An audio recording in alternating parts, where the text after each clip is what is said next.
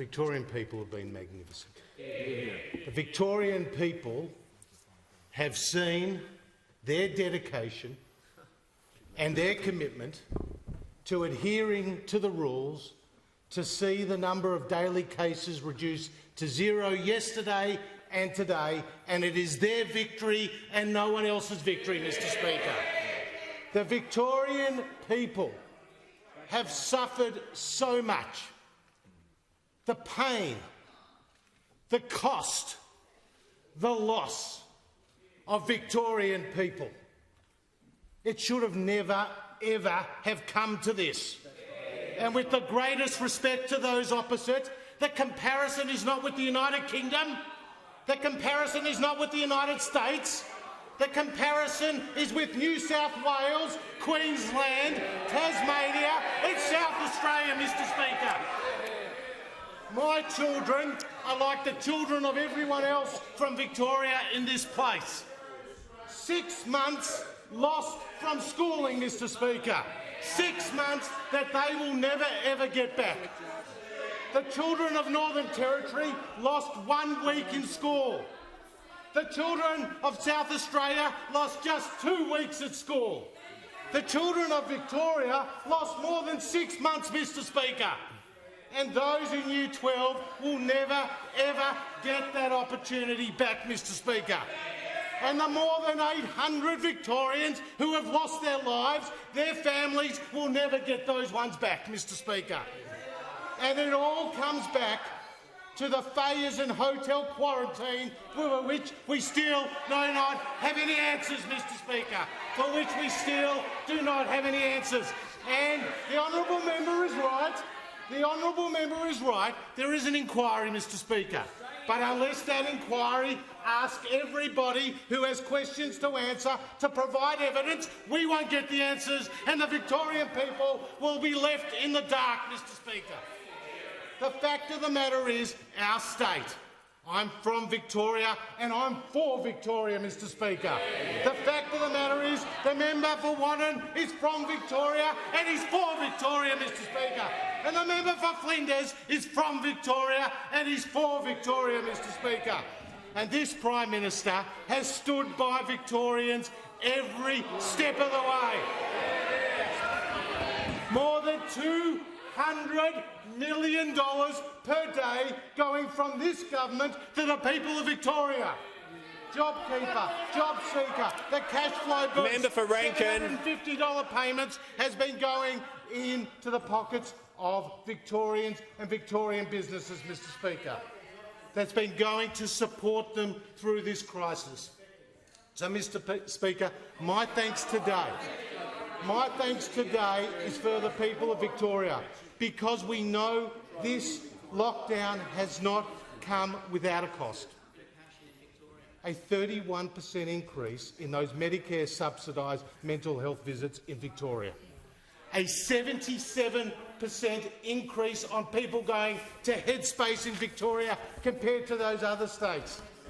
Lifeline, Mr. Speaker, Kids Helpline.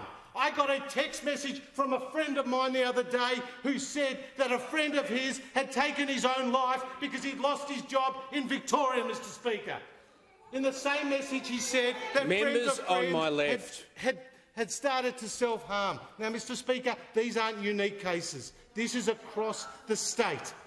This is the price that has been paid during this lockdown. And, Mr. Speaker, I have spoken up as the Treasurer of Australia and as a proud Victorian. And the facts are that Victoria makes up 26% of the national population, but today 40% of those effectively unemployed across our country. Now, Mr. Speaker, every day of the lockdown, on average, 1,200 jobs have been lost. In the same period, every day of that lockdown across the rest of the country, 2,000 jobs have been created. So, Mr. Speaker, so what is the question of the interjection, Mr. Speaker? An interjection from someone from another state outside Victoria. Well, I tell you what, the small businesses of Australia, their owners, their employees, they don't say so what.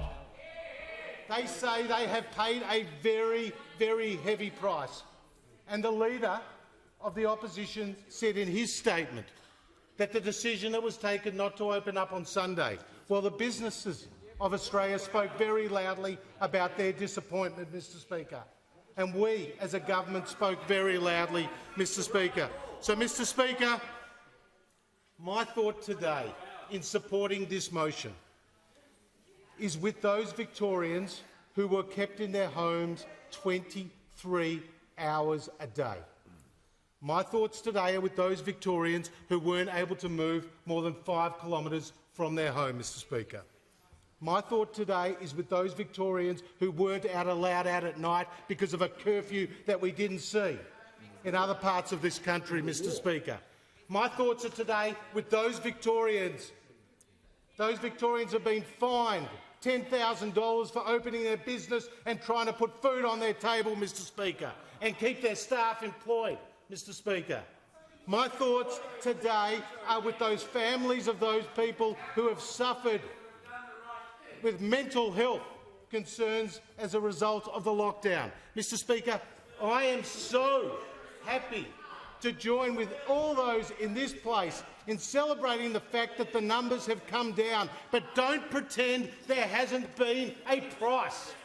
And the price has been immense. And the cost couldn't have been higher for more than 6 million Victorians, Mr Speaker. So today, we give thanks for those numbers coming down. We give thanks to those Victorians who have paid the ultimate price, Mr Speaker, and to their families. And we say thanks to those health workers who have been working so hard together with our Defence Force personnel who have been working with the Victorian government.